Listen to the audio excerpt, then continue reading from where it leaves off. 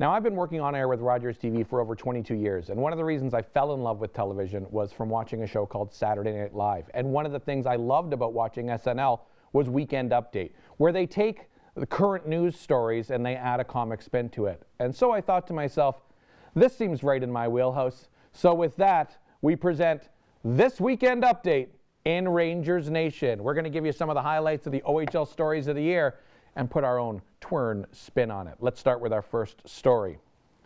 The OHL released a list of average attendance figures for the 20 teams in the league, and not surprisingly, the London Knights and Kitchener Rangers were the top two teams at over 9,000 and over 6,700 average attendance, respectively. Also not surprisingly, the Brampton Steelheads were 20th in the league with an average attendance of 2,106, but sources indicate that this figure includes all of the staff working at the CAA Center and every single person who drove by the arena while the game was being played. The Niagara Ice Dogs, seen here saluting all of their fans who were able to actually park at the Meridian Center, came out of the gate hot to begin the season, but as has been the case in past seasons, they went from red hot to ice cold like a hot plate going from the dishwasher straight into the freezer. This process was illustrated perfectly by the Ice Dogs mascot Bones at a game in November. Can we just take a moment to appreciate that clip?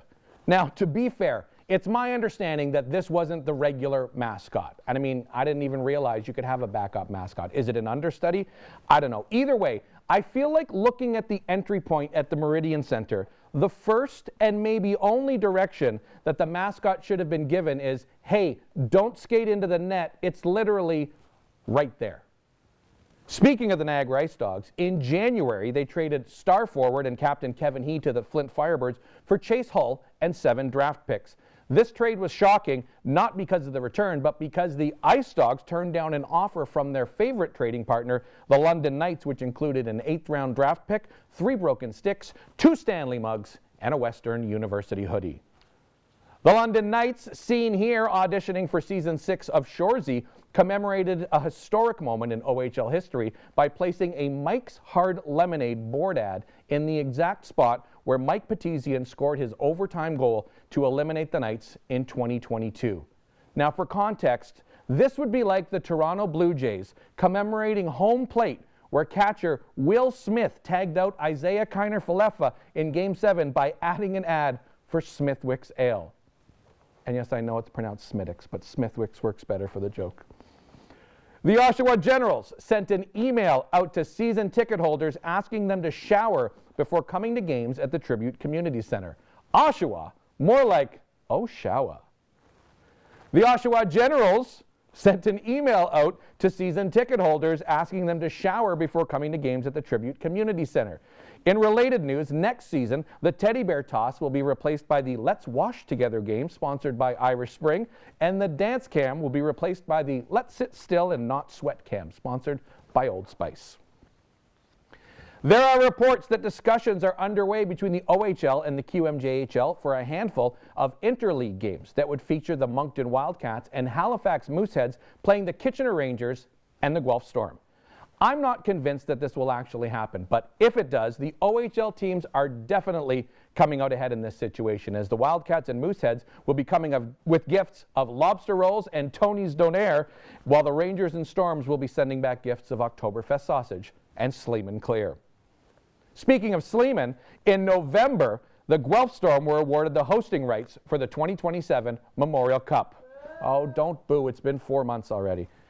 While the games will be held within the confines of the Sleeman Center, fan events will be held in the Old Quebec Street Mall. Yes, that's right, the mall. So for the first time in Memorial Cup history, the Fan Fest will include an Orange Julius, a chiropractor in the middle of the hall with a skeleton on wheels, and that European lady that keeps insisting you need to try this revolutionary new hand cream.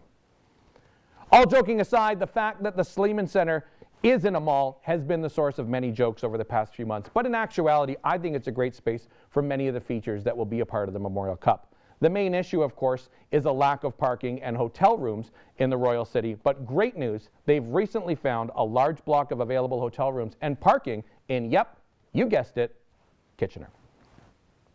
And finally, sad news to report as a Canadian legend has passed away. Yes, Wiarton Willie went to that big groundhog den in the sky on March 10th and sadly will no longer be prognosticating each year on February the 2nd. A search is underway to determine Willie's replacement, and early returns indicate it will be Spencer Byers, Owen Sound Attack host on Rogers TV. If Spencer sees his Mohawks shadow, it means 6 more weeks of winter and the best fries in the OHL.